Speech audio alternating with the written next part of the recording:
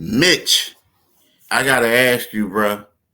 Is Joel Embiid the best thing you've seen in a while? A very, very long time. Man, I was thinking the same thing. Yeah. We'll talk about that and more next on Locked On 76ers. You are Locked On 76ers, your daily Philadelphia 76ers podcast. Part of the Locked On Podcast Network. Your team every day.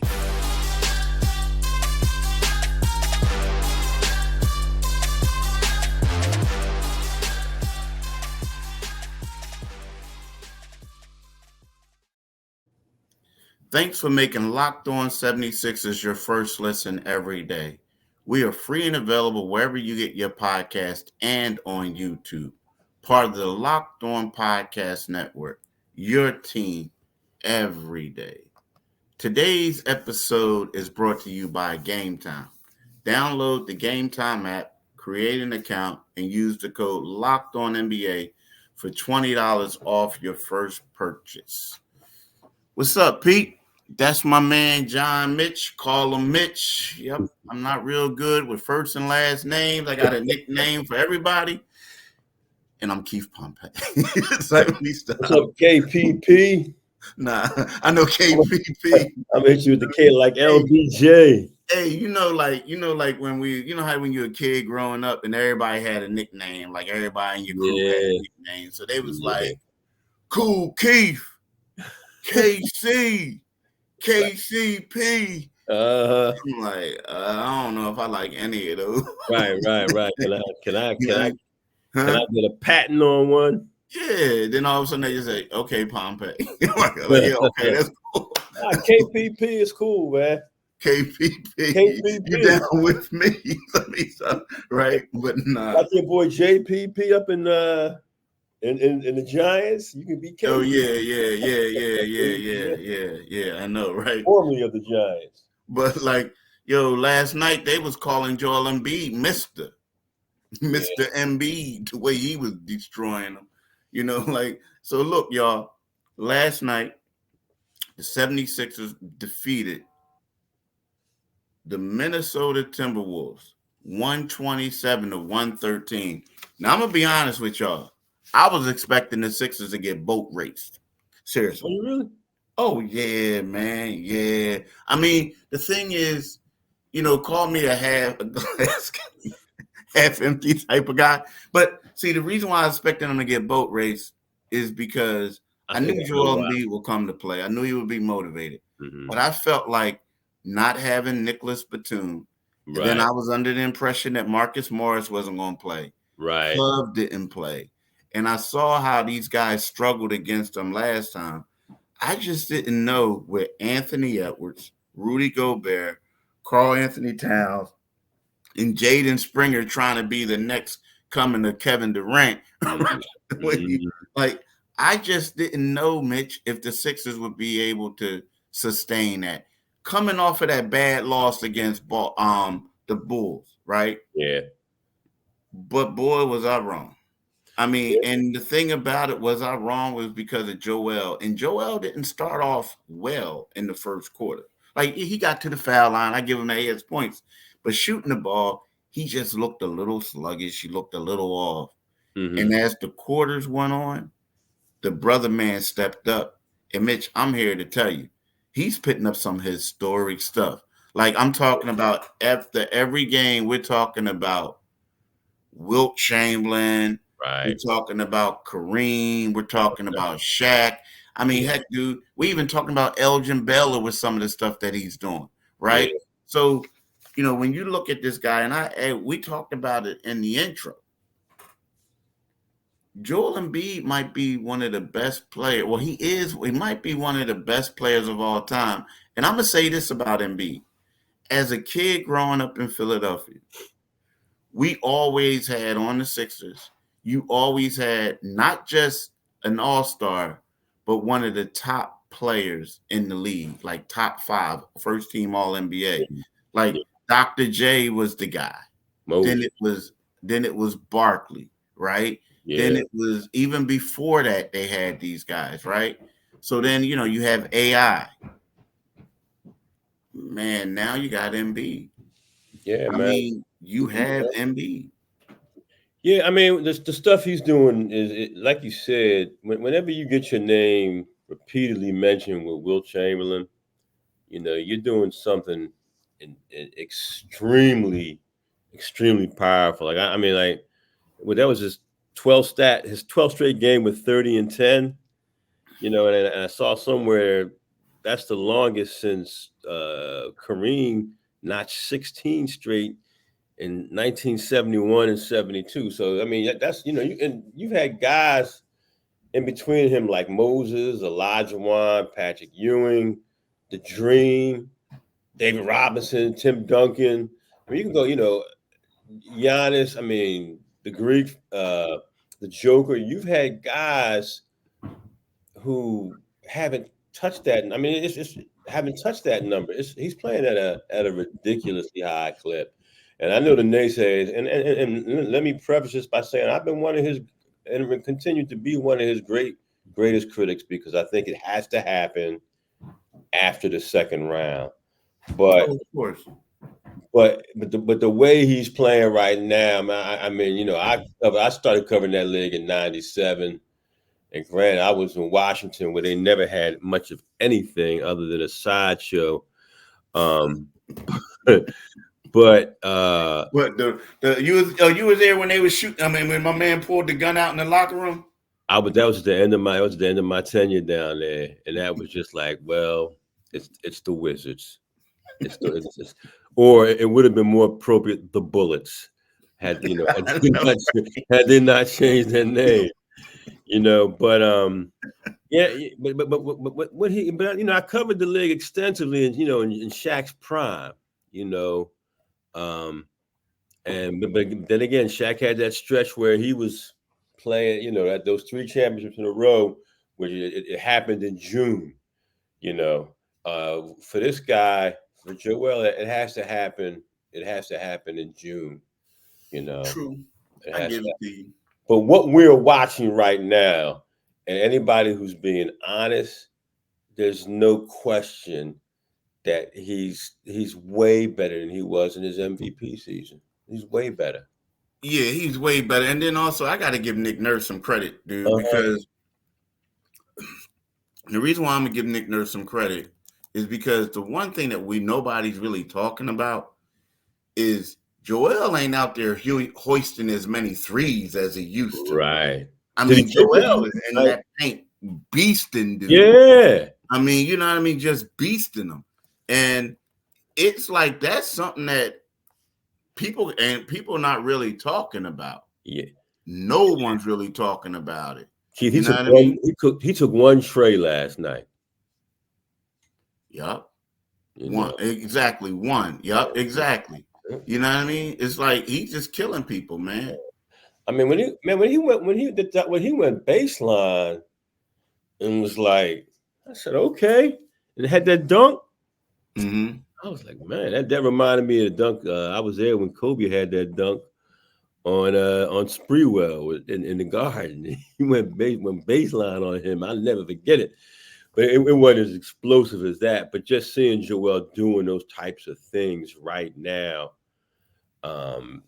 again, I'm one of his biggest critics because I see the talent, but it's up to Daryl Morey to get that third piece this year. Yeah, we'll talk about it. Hey, I gotta make you laugh at something though. So I was in the locker room talking to Marcus Morris and Joel after the game. And and I said, "Dang, Joel," because Joel called me out one time because Joel didn't play against Rudy Gobert one game, and they went to Utah. And I later found out that whenever they played in altitude, they didn't really want Joel to play because of the injuries and stuff. Yeah. But that's that's what I found out. But they never said that, right? So, but maybe it was you never know, right? But anyway, that's what they call the science behind load management. But go ahead. Yeah. So anyway, make you laugh. I asked Doc after one game because Doc swore he was going to play and he didn't play.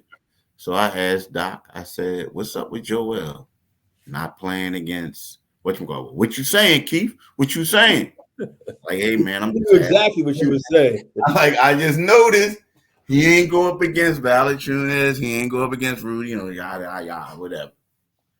So next time they play, Joel has 40 and 19 against this cat. 40 and 19. So at the end of the game, he calls me. Well, in the press conference, he calls me out. I remember that. Yeah, but I wasn't there, right? Because I had to do. I was the pool reporter, and the reporters from Utah, man, was complaining about the game. So I had to like talk to the official, and it was really like crazy, right? Mm-hmm. So look, Joel had. So now, mind you, since I made my comments, Joel has owned that dude, and I hate to say owned because I don't like saying that, but Joel just, let's say, destroyed him. He's in his back pocket. Yeah, in his back pocket. He had 40 and 19 that game. The next time they played, Joel had 19 and 9, but it was like one of those games where, he ain't really had to do much. Right. Then after that, he had 32 and 9, 39 and 7, and last night he had 51 and 12. So I said, Dag, Joel, after I did something, said something, you've been destroying the ball, like, basically joking. And everybody just laughed. Everybody laughed it off. But it was just crazy. This dude has been unreal, man. Yeah. Unreal. Because Gobert normally gives people a hard time, man. Defensive player of the year.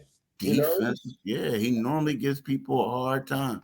So, so like now look, but what we want to do is we talked about, we made this segment all about Joel Embiid, but I want to talk about eBay Motors for a little bit and my man Josh Lloyd with fantasy basketball. But when we get back, we want to break down more of the game. Like, Joel wasn't the only player. He was the best player, but he wasn't the only player. So we'll talk about that. But our partners at eBay Motors have teamed up with Locked On Fantasy Basketball host Josh Lloyd to bring you some of the best fantasy picks each week, all season long. Whether you're prepping for a daily graph or scouting the waiver wire, every week we're going to provide you with players that are guaranteed to fit on your roster. So let's see who Josh has picked for us this week's eBay Guaranteed Fantasy Pick of the Week. Now, I went with James Wiseman yesterday. I'm going to go with Grayson Allen today.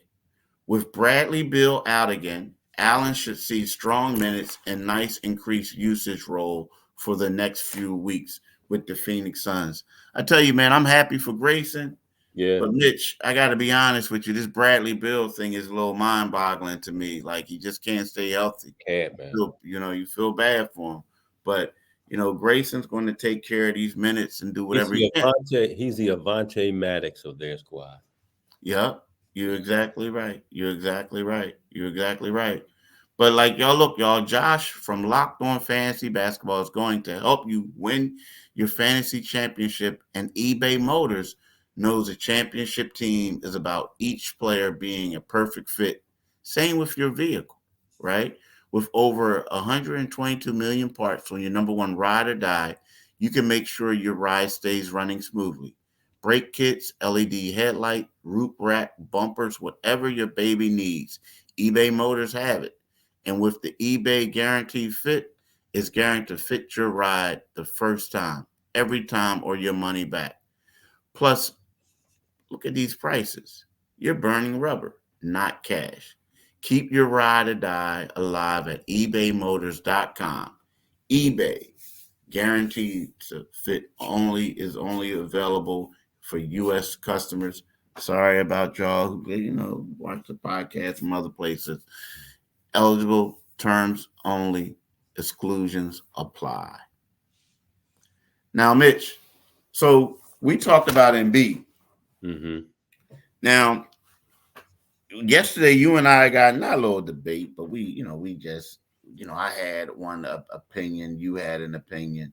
Mm-hmm. And my opinion is that Tyrese Maxey can be an all-star, but he's probably not going to be an all-star starter because of the other people that are in front of him. Yeah.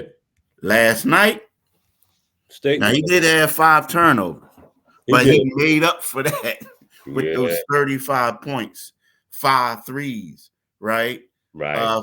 So Tyrese Maxey was balling last night. Then you look at it, Marcus Morris, his first game back, he had 5 points. He was a plus 23.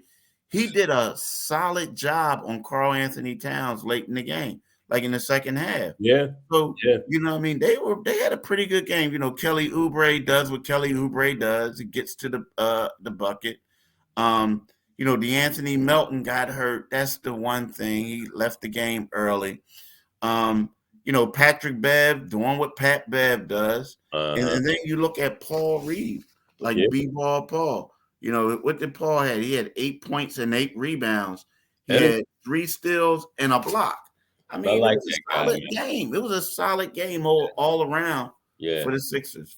Mm-hmm. Yeah, it was. They're still figuring out how to be effective with the 2-man game. But let's be quite honest. They're Maxey and Joel, they're top scoring duo in the league. And last night it was effective as all get out, and they kind of just needed those guys that had the dominant performances they need, and they gave them to them in spurts because they did start out kind of sluggish, But later in the game, Tyrese is blowing past people.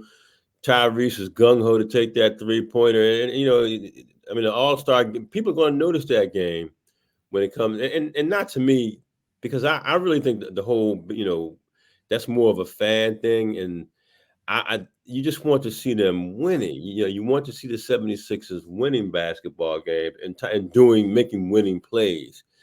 And that's what Tyrese was doing with those threes, those killer threes, cutting to the basket. Against a team that's arguably the best defensive team in the league. So there were questions because they played that game without Nico Batum. They played that game, with Marcus Morris, still getting over, whatever his illness was. So they got contributions from everybody. And again, they did it against a team that is, I saw them hold Denver under 100. I've seen, and we know what happened. I mean, granted, Joel didn't play the last time they faced Minnesota, but they held the Sixers. They boat raced the Sixers when they went out to Minnesota. And but for Tyrese, hey man, let's 35 points. That's what they needed from him, and it's a statement. It was a statement game for the Sixers. We kind of go back and forth on what's a statement game. That's a statement win right there because you came off of a lackluster showing in Chicago, and then you put your thing. You showed up at home. The city's tired of the dysfunction with the Philadelphia Eagles at the moment, so you showed up. And you gave him a very functioning squad and a reason to be very optimistic about what you have on a basketball court. Yeah. Now, let me ask you this. Mm-hmm. You got to be real with me. Like, you set it all up. And you act like you was shocked when I said I thought they was going to get whipped. Now, you done said like, yo, this guy was out, that guy was out, this team beat that team, yada. Mm-hmm. Did you think the Sixers were going to lose? So I think they were going to lose that game? Yeah. No, I felt that they were going to win. I did. I know Minnesota came in hot, like 9 of the last 10. Mm-hmm. I know what you're saying. You were saying they're gonna, they're gonna have a carryover from that Chicago.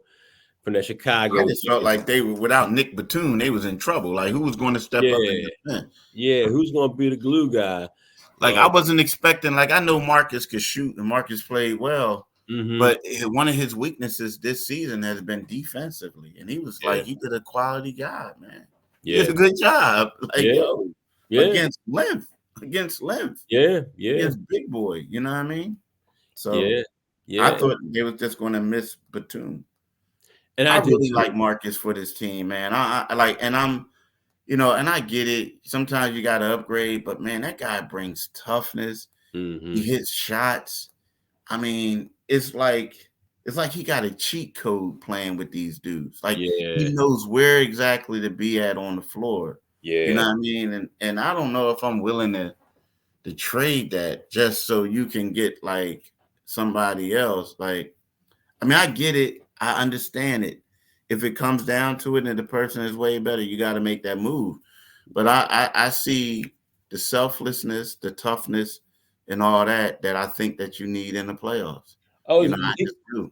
He clearly has all that. You know, I think some of that probably. I think he's content. He's a guy who recognizes where he is in his career. He got a chance to play at home, man. You know, he's got a chance to play at home, and he's making a contribution. And I know he's looking at Joel and saying, "Hey, man, I mean, you know, and Maxey, just look at this. All I gotta do is play my role. All I gotta do what has kept me in the league for these dozen years or so. You know what I mean? I mean, he played a season high 25 minutes. I mean, think about in the first start, he was getting 2 minutes. He played 25 minutes, man, and he was balling. I ain't gonna lie, my man was balling. Yeah, he was balling. He made, you know, he ain't from West Philly now. He ain't from West Philly, but he made you proud because he's from Philly. You know what I mean? Yeah, he ain't from West. He didn't go to the GOAT, go to the same school as the GOAT. Yo, let me ask you that though, real quick before I get into the next thing. What was it like going to Overbrook when you knew that Wilt, the greatest basketball player of all time, went there?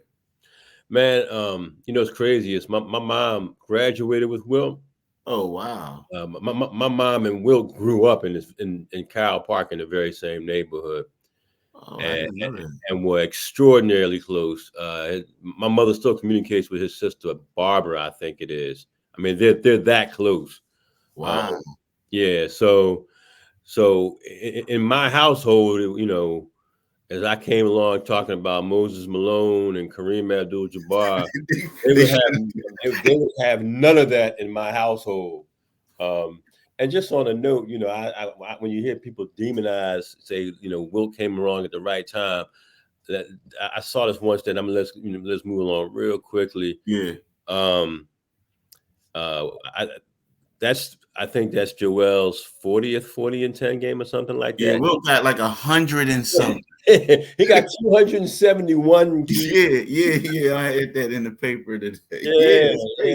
He got 271. So yeah. You know, don't underestimate the king from the castle on the hill, man. Oh, that's what y'all think. Oh, okay. Yeah. Okay. But the problem is, though, when I came up, y'all was a track school.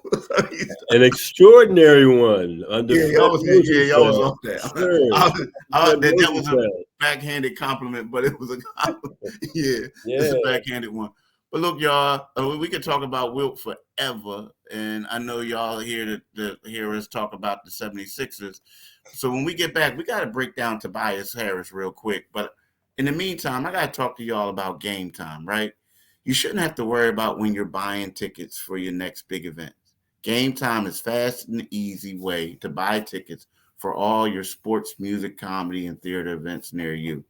With killer last-minute deals, all-in prices, views from your seats, and their best price guaranteed, Gametime takes the guesswork out of it, right? So I'm going to be quick. I'm just going to let y'all know.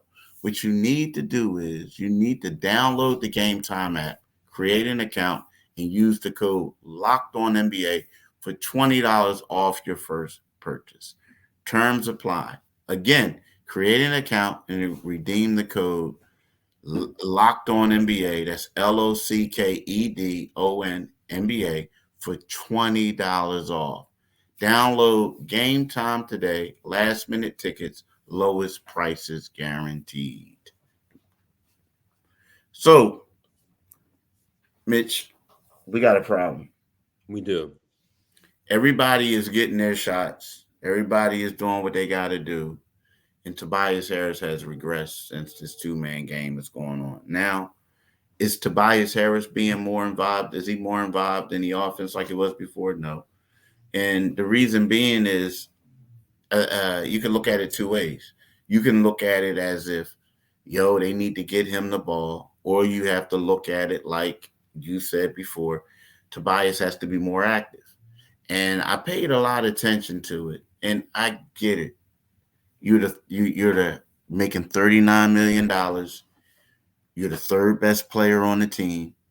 But what's happening is with this two-man game, the reason why Kelly Oubre is getting the ball, the reason why Marcus Morris is getting the ball, the reason why Pat Bev is getting the ball, is because they're all cutting. They're all being active. They're all doing stuff like that.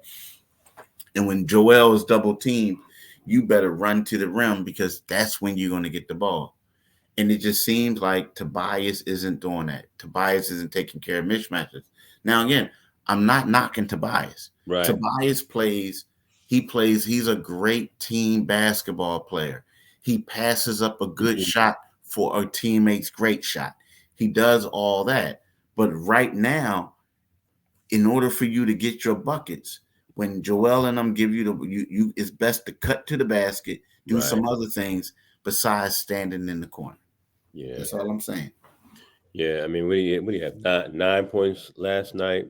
4 for 10 shooting. Yeah, and 3 against in that horrible loss to excuse me, to Chicago. I mean, you know, he's just been struggling lately. He had this wonderful start, and now over the last 10 games, he's averaging below a dozen points in the team's last 10 games. So you just can't have that out of a guy who number one, you know he can play better than this.